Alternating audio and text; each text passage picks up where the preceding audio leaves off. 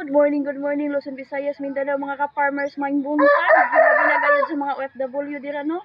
Maing buntag kaninyong tanan, magandang umaga sa inyong lahat, maayong buntag gayud. Mga ka-farmers, ang akong video karon mahitungod kani sa akong, base sa akong pag-vlog or small content creator.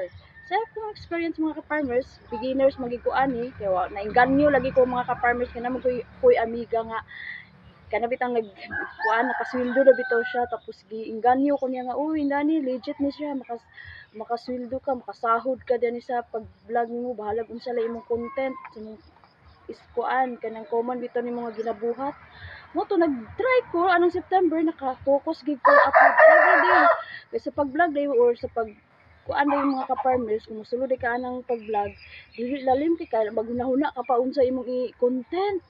Halos everyday ba ya, kailangan mo upload kag 3 to 2 sa ka-video, labi na gyud sa reels, sa long video form, sa photos. Then kailangan pud mga ka-farmers, kasi base sa akong experience no, dugay mo gid ko na monetize, diri na ko na monetize mga ka-farmers sa October 26.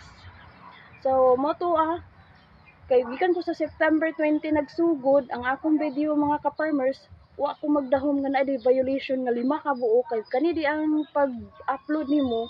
Kailangan mga ka-farmers walay music nga gikan dito kada bitaw example nagbutang kag music sa imong video nga sayo-sayo sa TikTok nga naay watermarks, violation mo dai kana pa ka-farmers. Na daghan kay kog mga video nga katong dito pa ko sa gawas nga puro beto TikTok nga naka watermarks siya nga naitatak.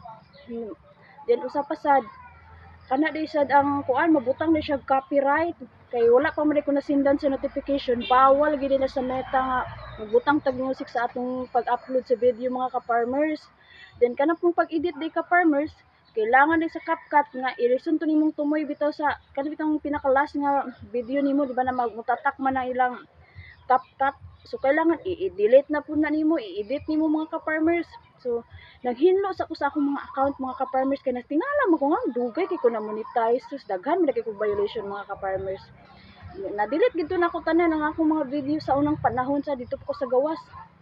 So nag-abroad pa ko kay puro lagi TikTok ko sayo lagi, mahilig man lagi ta sa sayaw mga ka-farmers sa unang panahon.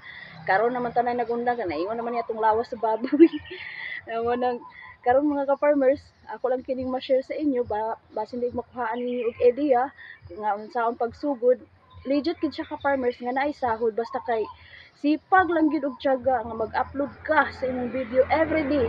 3 ka videos, okay kay na siya basta everyday lang nimo siya. Mo anam-anam na siya kasi Meta na ang mo distribute sa imong mga videos. Bisan tuod og gamay ra imong followers, basta mapansin ka sa algorithm, dali ra ang pag-grow up sa imong mga kuan mga ka-farmers views.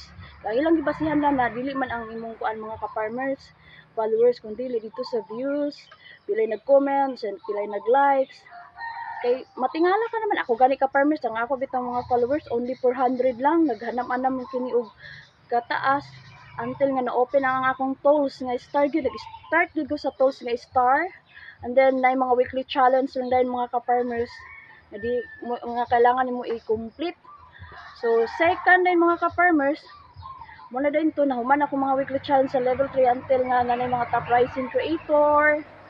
So dito dahil mga ka-farmers, imo na sa nang i-continue nga what gyud violation na di ka mo gamit sa music mo na ibutang gyud ninyo sa inyong video sa pag-upload na ayaw gyud paggamit sa music nga without notification sa Meta nga to use licensed music. Kay number 1 gina nga violation na lisod na baka i-delete mga ka-farmers ay kay ako naggrabe na ko panghinlo kay daghan lagi kay ko violation atong sa unang panahon nga mga pang-upload lagi na ako mga ka-farmers. Kailangan gid ang video nato is original. Then walay watermarks matag upload, walaong gid kana nato mga ka-farmers kay goy dili mo earn ang imong video sa imong pag-upload kung naay watermarks sa mga TikTok ug sa mga CapCut no. Kaya naman gito usa ka kuan nga nag-message sa ako nga giunsa na ako pag-start. So mo to lang ako lang tubagon mga ka-farmers. Basta kay upload lang ka-farm everyday 3 to 4 videos. Kung gusto nimo nga ma-monetize ka, daghan na sa pag-upload pero dapat original siya. Dili siya ingon mga ka-farmers nga upload ka lang na mga kuan nga music kay agoy dako kay nang violation mga ka-farmers until nga ma-restrict ang imong account. Kaya ako nag-start ko na grabe na kung kuan mga ka-farmers. Tapos ang resulta dugay ko na monetize diri na sa October 26 nagipa-set up na dayon ko sa akong TIN, PayPal o bank account mo itong naka-post ko.